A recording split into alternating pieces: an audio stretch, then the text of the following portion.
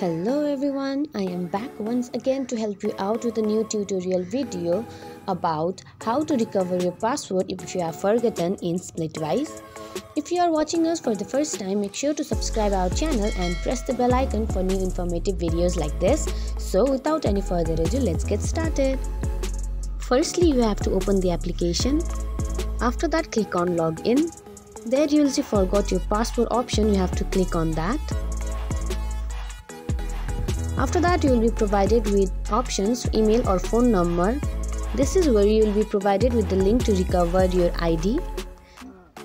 Make sure you enter the correct one.